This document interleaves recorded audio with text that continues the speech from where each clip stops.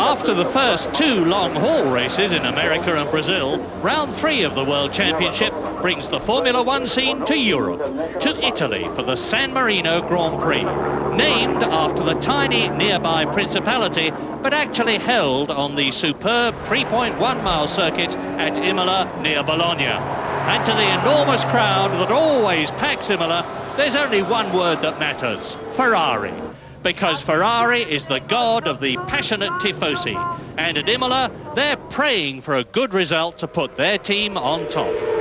Imola is a really demanding circuit with slow corners, chicanes and 200 miles an hour sections. It's hard to set the car up properly for the whole lap. It's tough on brakes, tough on drivers and super tough on fuel consumption. That's in the dry, but this year's race is being held 2 weeks earlier than usual and the weather's a lottery. Sometimes it's warm and dry, but all too often it's cold and wet. And that means less grip and, more importantly, greatly reduced vision for the drivers. Ayrton Senna dominates in the wet or the dry, and at Brazil, the previous race in his home country, he took his second win from the first 2 races to raise his World Championship score to a maximum 20 points. His drive was pure artistry and a demonstration of how to overcome adversity. He led from start to finish in his McLaren Honda and even stopped for new tyres without being caught. But it wasn't as easy for him as it looked. For unbeknown to the world's TV viewing millions, Ayrton had a major gearbox problem for over a third of the race. And it was only the fact that Nigel Mansell and Riccardo Patrese were similarly afflicted that enabled him to beat the Italian by a mere 3 seconds after 190 miles. To succeed in life and motor racing, you've got to be lucky as well as good. Ayrton was both, and Brazil was one of the greatest of his 28 wins. 4 of the teams had brand new cars at Imola. This is Frenchman Olivier Grillard's new British-designed Fonmetal with its Ford DFR V8 engine. Whilst 3 times world champion Nelson Piquet was looking forward to driving the very different-looking John Barnard-designed Benetton B191, propelled by a revised and more powerful version of Ford's latest V8 Grand Prix engine. But the all-new car was virtually untested, and the usual myriad of new car problems had meant a succession of all-nighters for the team's mechanics.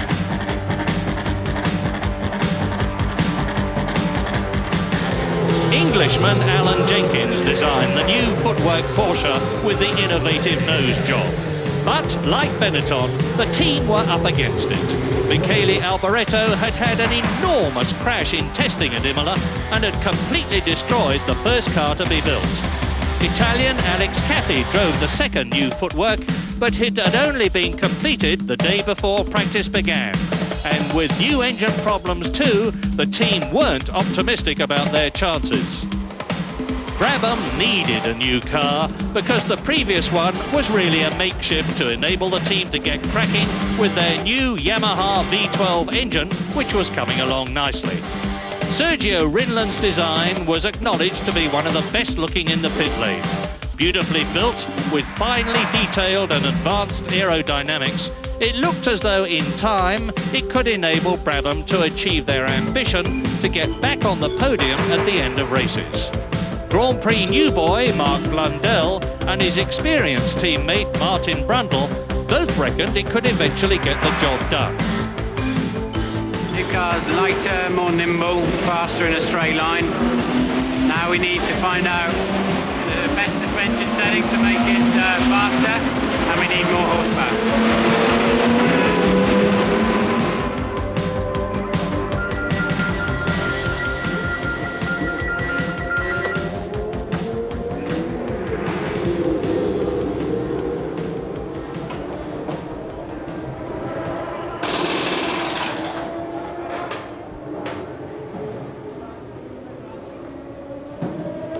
Imola's first action for 5 of the 18 teams was Friday morning's dreaded hour of pre-qualifying.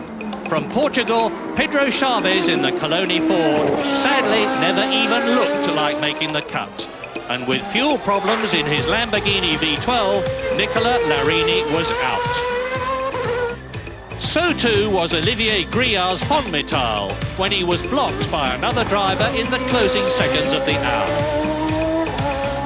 Emanuele Pirro's Dallara Judd caught fire and the Roman's time in the spare was too slow.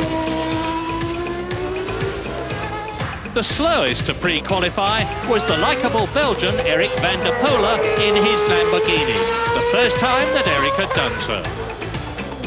But Bertrand Gachot, another Belgian, sailed through in his Jordan 4. And ironically, Finland's JJ Leito not only made it, but did so in the Dallara in which Pirro had failed. No problem for Andre de Cesaris. With 151 Grand Prix behind him, he was the fastest pre-qualifier in his Jordan 4. So now the qualifying sessions to decide the 26 starters. Everyone in the Footwork Porsche team tried. Alex Caffey's new FA12 had been briefly tested at Misano, but a Formula One car is a very complex device, and there just wasn't time to make it go fast enough. Alex was 29th quickest and Michele Alboreto, with broken ribs, a gashed leg, and in the old car, was unsurprisingly 30th. The French AGS team had a bag full of problems too.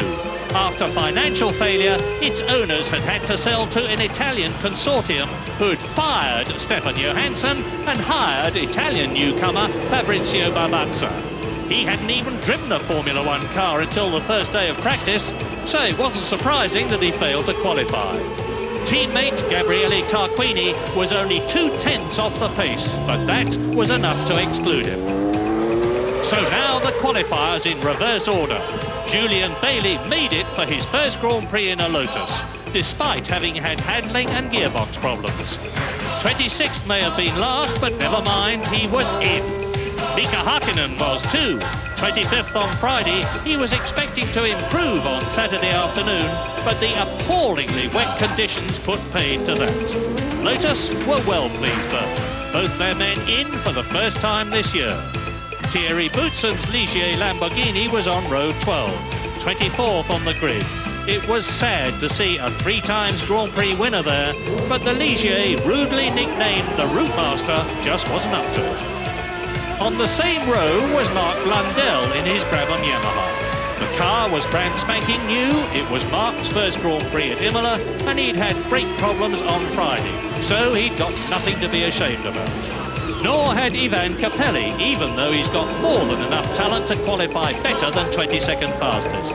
But in Friday's dry hour, his Ilmor V10 engine wasn't man enough for the job. And on Saturday, he needed oars more than an engine. This is Eric van der Poel in his tubby Lamborghini, and he was impressive. The ex-touring car and Formula 3000 driver was 21st on the grid for his first Grand Prix.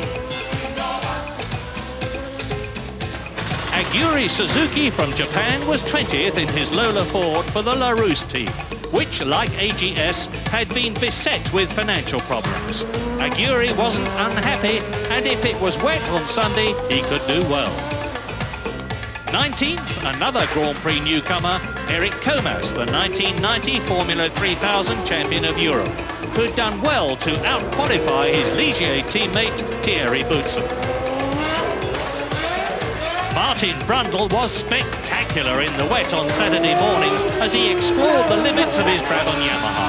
Then he was a very impressive 4th fastest, but his Friday dry time qualified him 18th. On row 9 with Martin was the amiable Eric Bernard from France, who'd motored the second Lola Ford to 17th fastest, reveling in the extra power that Brian Hart had wrung from his DFR engine.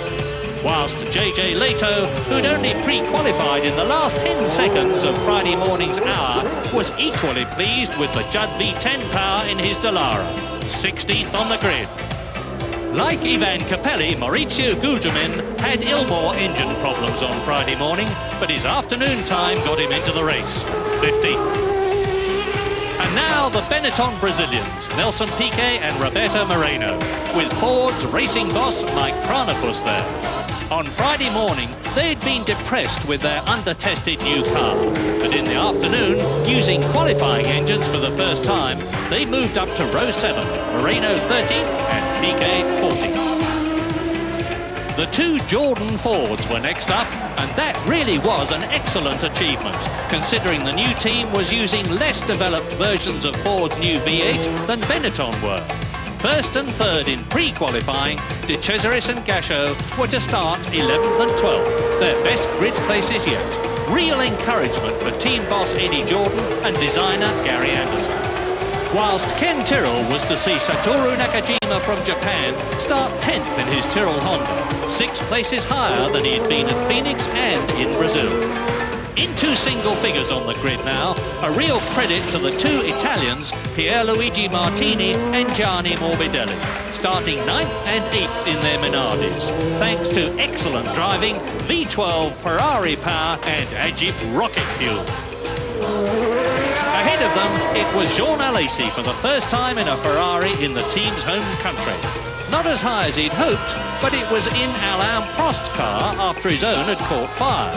And that meant that Stefano Modena in his Tyrrell Honda V10 pipped Alesi to 6th place by 4/10 of a second. Just a car's length ahead of Modena on row 3 of the staggered grid, it was Gerhard Berger in his McLaren Honda V12. 2 years after his appalling crash at Imola in the Ferrari and a year after his second place for McLaren. Nigel Mansell had won at Imola for Williams in 1987. Now, after 2 years with Ferrari, he was back with Frank's team to start 4th. But would he finish? He'd yet to do so in 1991. Double Imola winner Alain Prost's special Ferrari V12 qualifying engine gave trouble. So he had to use the spare car to earn his 3rd place on the grid. Good, but he'd far rather have been 1st or 2nd. And in 2nd place was last year's winner, the amazing evergreen Riccardo Patrese in his Williams Renault, about to start his 211th Grand Prix in stunning form after his superb 2nd place in Brazil.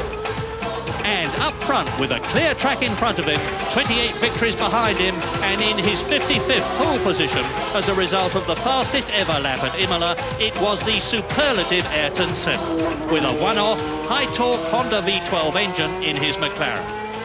And now, let's see what a really quick lap of Imola looks like from the cockpit of Nelson Piquet's Benetton Ford.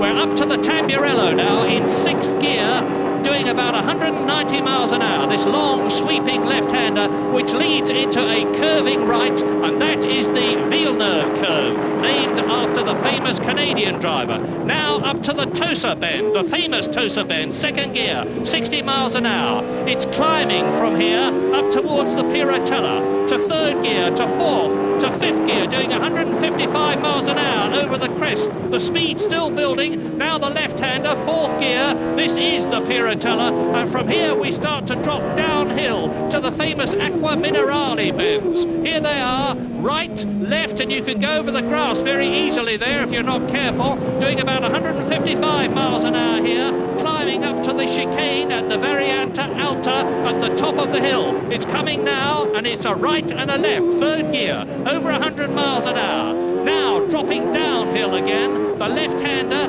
and that goes on towards the famous Rivazza, the double 90-degree bend, both left, and this is the first of them. Left here, 2nd gear, up into 3rd, the 2nd left-hander here. Now the speed is building up towards 155 miles an hour to the Variante Bassa, the right-hander. And then it brakes hard on, 3rd gear, still 100 miles an hour, into the Traguardo, left and right. Then the grandstand on the left, the control tower on the right, and that was a lap of Imola with Nelson Piquet. So Senna in pole position ahead of Patrese, Prost, Mansell, Berger and Modena. Alesi 7th. The Minardi twins, Morbidelli and Martini 8th and 9th. Then Nakajima's Tyrrell. The two Jordans next, De Cesaris and Gachot ahead of the Benettons, Moreno and Piquet. Gugelmin 15th and Leto 16th. Then Bernard, Brundle, Comas and Suzuki. An excellent 21st, Eric van der Poel's Lamborghini, followed by Capelli, Blundell and Boutsen. And the two Lotuses of Hakkinen and Bailey, with Tarquini, Barbazza, Caffey and Alboreto failing to qualify. As the 2 o'clock start approached on Sunday afternoon, it was anybody's guess what the weather was going to do. Dry in the morning, it had rained heavily at 1:30, and now the rain had stopped and slick tyres seemed to be the ones to fit. Riccardo Patrese wasn't so sure though. The Tyrrells, like everyone else, had the electric blankets on to preheat the tyres when down came another downpour to add to the confusion about what tyre type to use. At this stage in the proceedings, Nigel Mansell and the Williams team were convinced the answer was slicks, but Alain Prost wasn't convinced either way. As things were catastrophically to go for him, he might just as well have started on bare wheels. In pole position on the grid, the McLaren mechanics used metal foil to keep Senna's engine warm with his McLaren on slick tyres, as was his teammate Gerhard Berger, fifth on the grid. With TV schedules demanding a prompt start, the green light was going to go on at 2 o'clock, and with the sky brightening beyond the heavy clouds overhead, whichever tyre decision the teams made could be wrong. But with the knowledge that there'd be no delaying the start, their minds were made up for them when an even heavier downpour happened. So out came the heavily treaded tyres, specially made with deep grooves to channel surface water away and hopefully prevent the dreaded aquaplaning, which can put a cushion of water between the tyre and the tarmac and float a car off the track. If the skies cleared, the sun came out and the track dried, it would have been the wrong decision. But to start on slicks now would be madness. So when the flurry of activity stopped, Alesi's Ferrari was on wets. And so in company with the rest, it seemed, was Nigel Mansell's Williams. But even now, Senna was on slicks. Was he going to take a chance that seemed totally out of character? The answer was no. With the rain now absolutely belting down, the race was officially declared to be a wet one, which meant it wouldn't be stopped if the conditions changed. The die was cast, and in conditions that were going to provide virtually no grip or visibility, the parade lap for the 1991 San Marino Grand Prix began. Senna led the way, and with giant roosters of spray thrown up by the tyres, it was clear that if he got away as well at the start, with no wall of water to drive through, he'd be long gone. And Senna's hard enough to beat without an added advantage like that.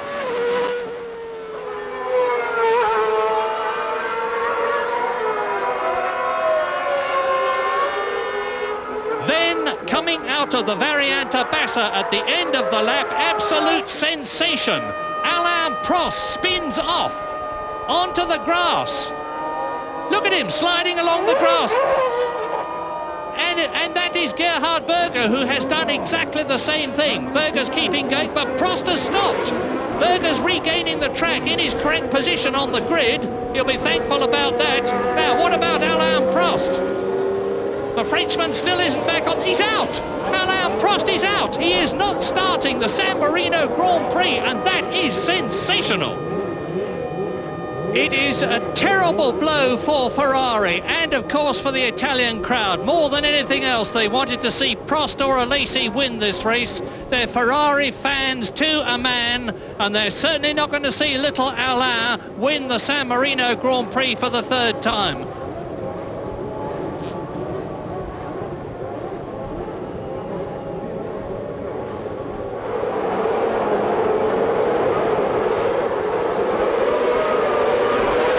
Mansell's dragging very badly. Something has happened to the Williams, but it's another Williams in the lead because Riccardo Patrese, the man who won last year, has got ahead of Ayrton Senna at the start, and there's not many people who've done that in the recent past. So, lap one, Patrese leads, Ayrton Senna second in the McLaren. It's Modena third, Berger fourth, Alesi is fifth, Morbidelli is sixth, and Martini is in seventh position, Nakajima is eighth. And still on the opening lap, look how wet the track is. There are pools of water everywhere, and Modena got an absolutely superlatively good start. But Riccardo Patrese, if he doesn't go another foot in the lead, will have made himself a superstar here at Imola today.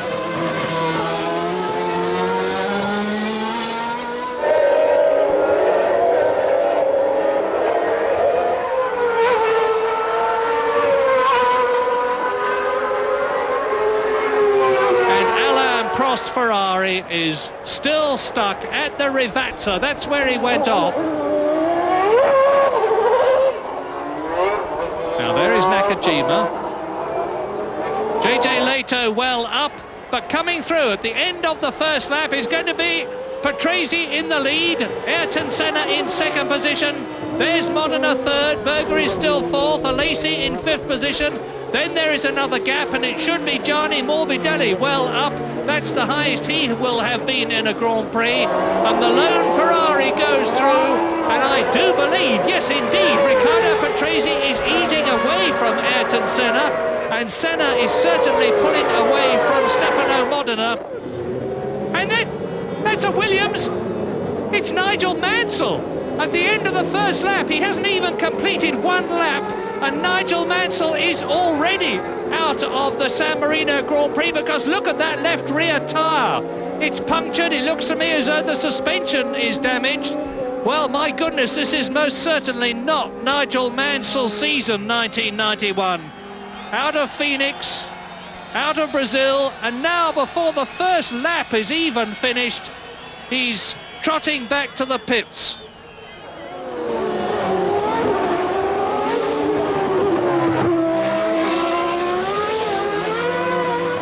It's already a two-man race out of the front at Imola, and Piquet out.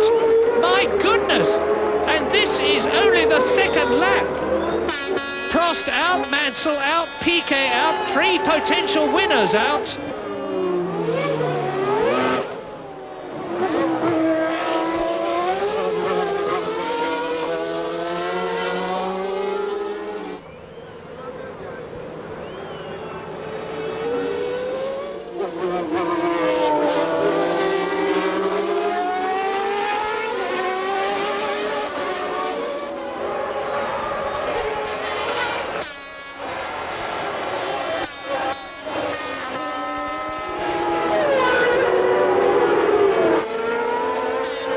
It's Alesi going through. Alesi going through and taking Modena, moving up into fourth position, running wide on the right-hander, and he's off. Jean Alesi. Is he out of the race? Certainly Nigel Mansell is. And he doesn't look too pleased about things. He's got a kind of thoughtful look on his face as he gets up onto the pit wall. And he's talking to his race engineer. And on the right is Patrick Head, who is the Williams designer, and my goodness, Nigel Mansell's body language says, I am an extremely unhappy man. This is the third time I'm out. Now here's a replay. Look at the right. There is Mansell on the right. You can see Jean Alesi going through on the grass, and he hits Mansell's car. He hits Mansell's car. Maybe that was what caused the trouble. And that is Jean Alesi. So both the Ferraris are out of the San Marino Grand Prix with only 2 laps completed by one of them. Both Ferraris out, one of the Benettons out, the Williams of Nigel Mansell out, and it's a race of happenings even before 5 laps have been completed.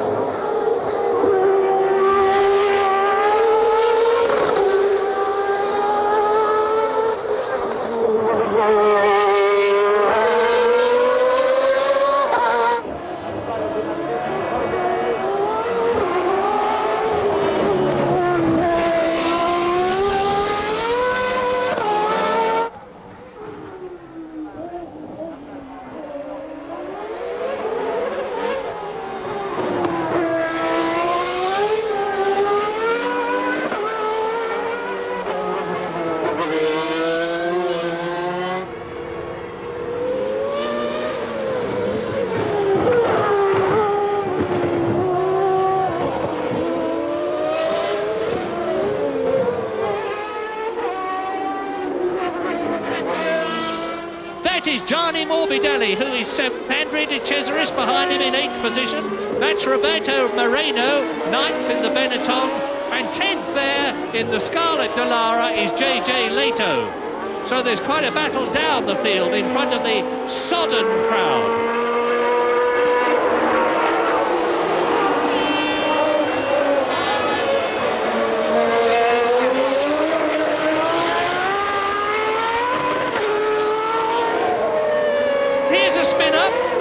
It's Mark Blundell, 18th place. He's being passed by Mika Häkkinen, the Finn in the Lotus, who went so well in the wet practice. And he's going well today too on the wet track, as Riccardo Patrese still leads, Senna second. That gap being held steadily by Riccardo at 4 seconds.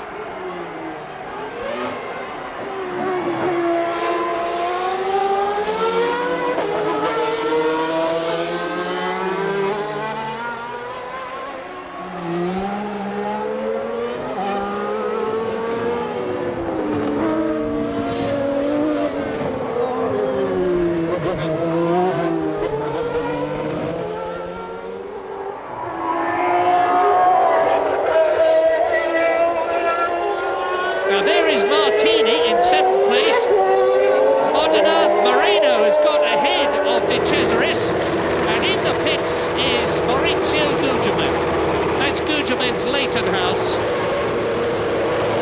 Now is this an early tyre stop? Very early, because the track is still wet, or is it something more than that? I think from the comparatively leisurely way that the mechanics are handling the tyres, and I notice that they're putting slicks on to replace the heavily treaded wets that Gugelmin started on, that this is far more than a tyre stop. Yeah, it is. They're replacing the nose. So obviously Gugelmin hit something, and the race order while all this is going on is Patrese leading, Senna second, Berger third, Modena fourth, Nakajima fifth, Martini sixth, Moreno in 7th place.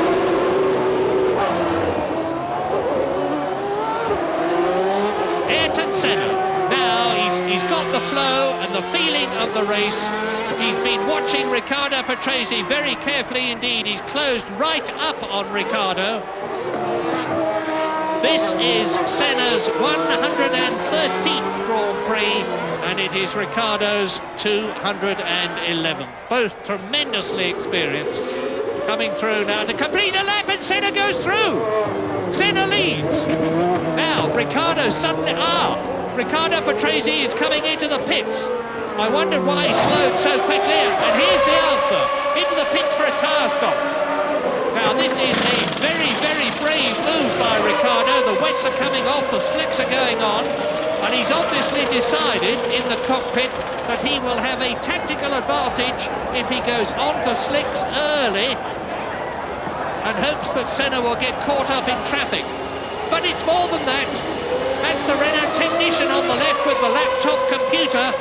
There is obviously some electrical problem with Riccardo's Renault engine, and he's stuck in the pits. And meantime, Ayrton Senna is ahead of Maurizio Gugelmin, who has rejoined the race.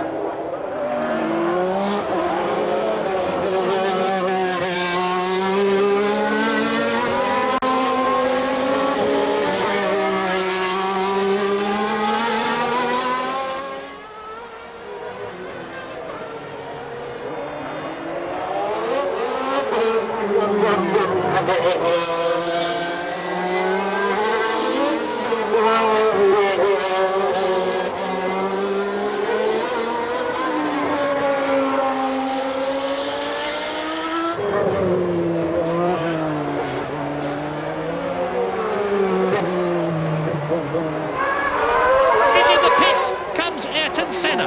Now Berger has been into the pits. He was 20 seconds behind, and now Ayrton Senna is into the pits. Berger took about 7 seconds, and 7.4 seconds after he stopped, Ayrton Senna sprints out to rejoin the race, still in the lead.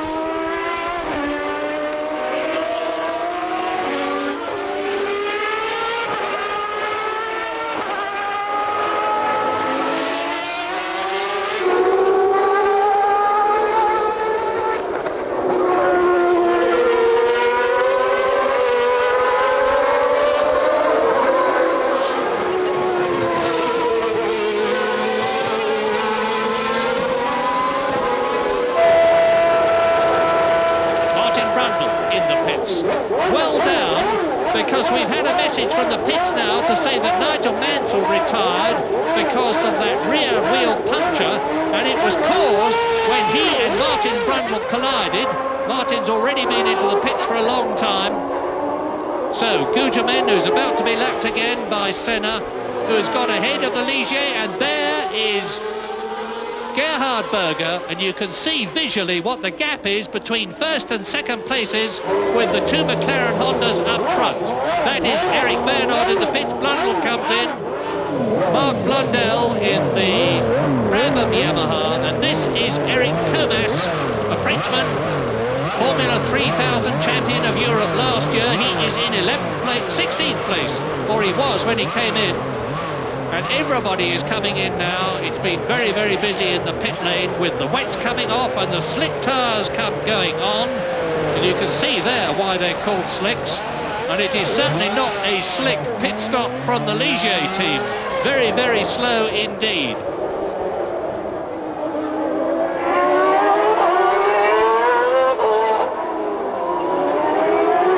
And Riccardo Patrese is back.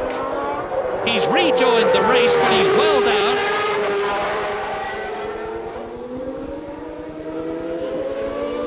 And I suspect that what Riccardo will be trying to do now is to put in some extra laps in the Williams to check reliability. As you look at Stefano Modena, he is in third position in the V10 Honda powered Tyrrell.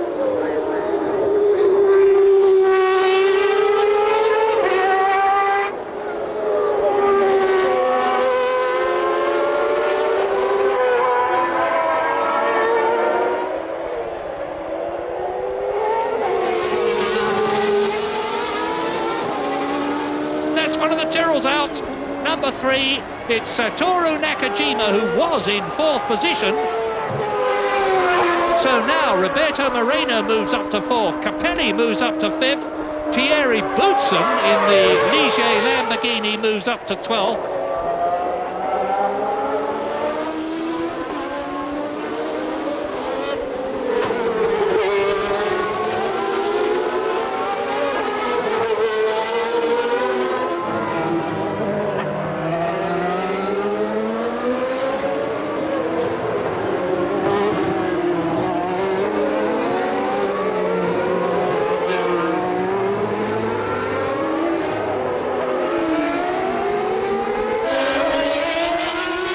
On the left is Eric Comas, being caught and passed by Bertrand Gachot, who is passed again. Gachot in the Jordan Ford.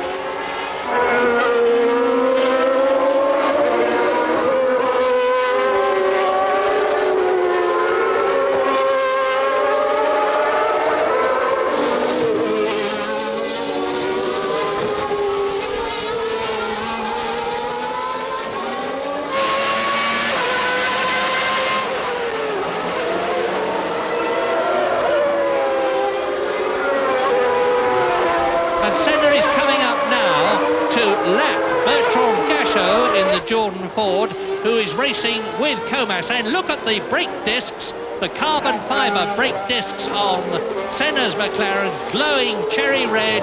Gachot gives him a sign, pass on the left, and Ayrton Senna takes notice of it and does just that.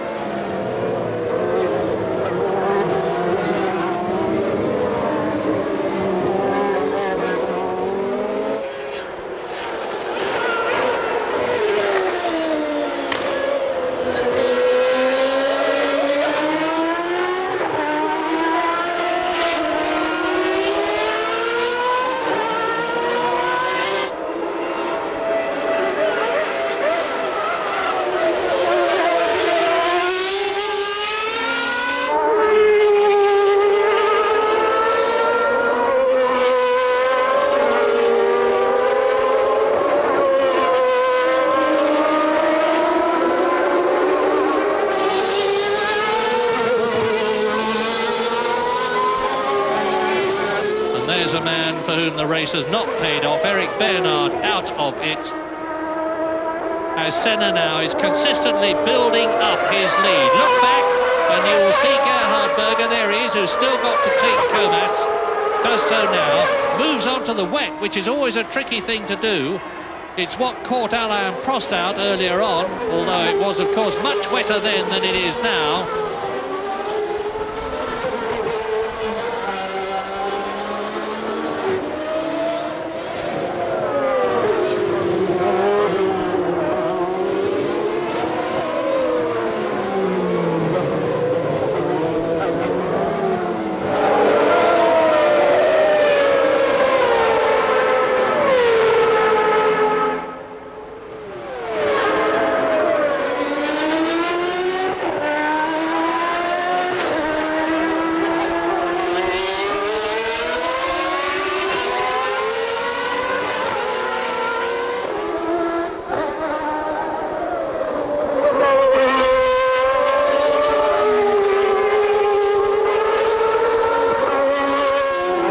Ayrton Senna just has to keep going, and provided that he doesn't have bad luck, it seems to me that he's going to be a certain winner, and that would give him 3 victories in succession. Nobody's ever done that in the World Championship. You're looking at the man who may be doing it this afternoon.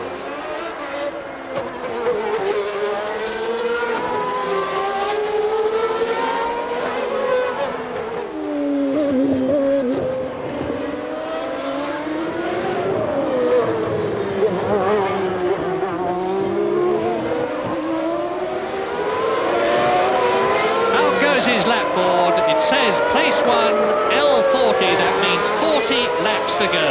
It told him that he was 5 seconds ahead of Gerhard Berger, his teammate, and 63 seconds ahead of Stefano Modena in 3rd position. Riccardo Patrese getting in those development miles. That's the man who's 5 seconds behind Ayrton Senna, and there is the 4th position man, Roberto Moreno.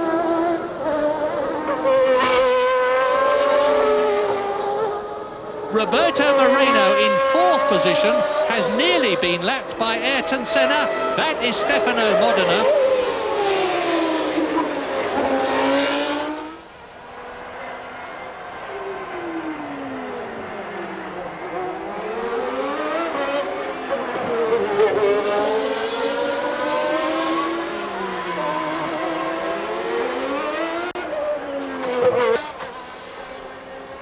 And Riccardo Patrese looks to me as though he is out of the San Marino Grand Prix.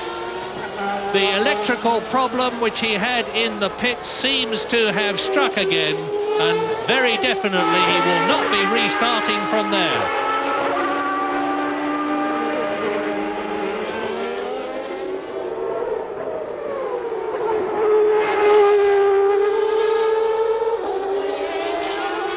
And here's a spinner. It's Capelli. It's Ivan Capelli, who was in 5th position, and that's absolutely appalling luck because the Leighton House team really desperately needed points. Now, 21 laps to go. It's been pretty static between the 20th and 40th laps. But Ayrton Senna is still leading easily. Gerhard Berger, then in 3rd position, it's still Modena. Moreno is 4th. JJ Leto is up into the points in 5th position, ahead of Pierluigi Martini. And behind them, 3 new men. And here are 2 of them, Bailey and Hakkinen.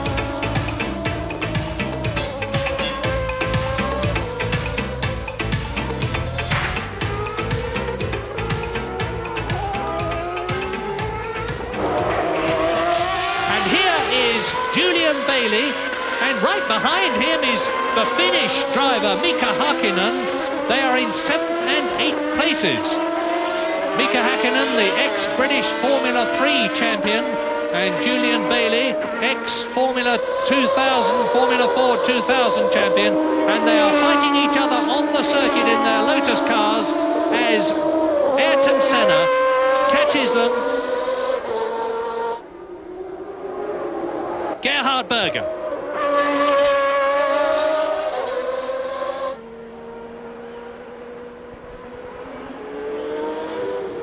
JJ Leto, that is him in 5th position. He's driving a magnificent race. He's never been in the points before, and Ayrton Senna has caught Thierry Boutsen in the Ligier Lamborghini.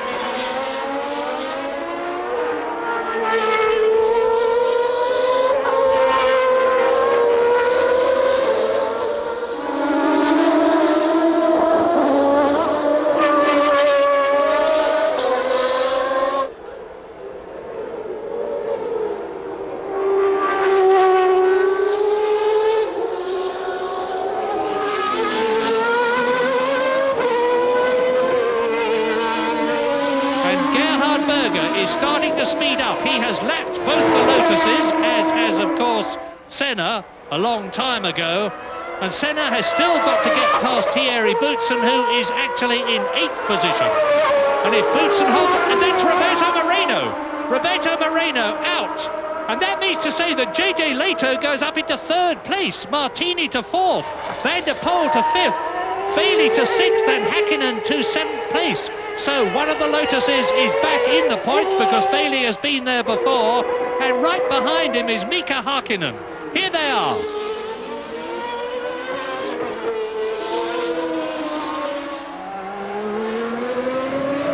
Here is the race leader, Ayrton Senna.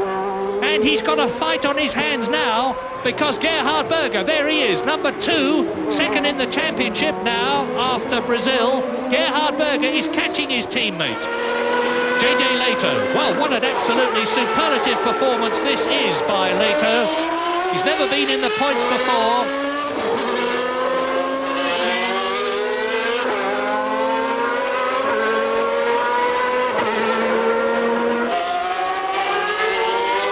Two McLarens up front. Gerhard Berger is visibly cutting into the lead that Ayrton Senna has got. I remember that Senna had that problem in Brazil with the gearbox. We didn't know it at the time when Riccardo Patrese was catching him. And now Gerhard Berger is right up with Van der Poel, who is in 5th position in his very first Grand Prix.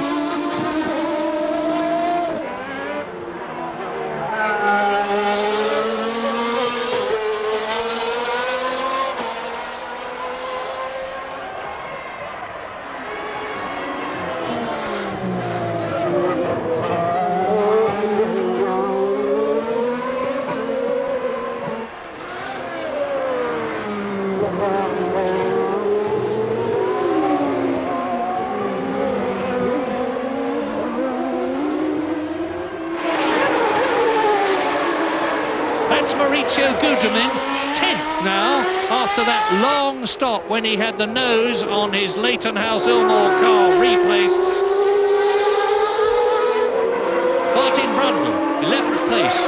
He had a long stop for a new nose after hitting Nigel Mansell's Williams. And he and his teammate Mark Blundell are both still running in the Brabham Yamaha's first race, the new B60Y. And that is Thierry Boutsen, who is in 8th position. Now, Boutsen had been in the points. He was as high as 5th earlier on in this race, and you can see from the smoke coming from his engine that he's obviously got a problem as Ayrton Senna closes on the second of the 2 Ligier Lamborghinis. They're both running.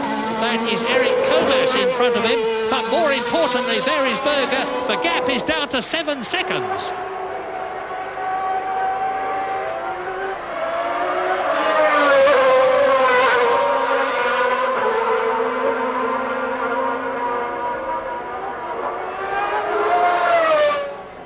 If Senna, who locks up the left front, can't get past Comas, Berger will be right with him. Now we're looking at the corner. Where is Gerhard Berger? There he is. You'll be able to see visually what the gap is between race leader Ayrton Senna and second Gerhard Berger. There's the Brazilian. So remember, it is now with Roberto Moreno out of the race, up into that incredible 3rd place JJ Leto. The 2 McLarens lead the Dallara Judd. In 4th position, Pierluigi Martini. 5th is Van der Poel. 6th is Bailey. 7th is Häkkinen. And out of the race goes Maurizio Gugelmin. What a terrible day for Leighton House.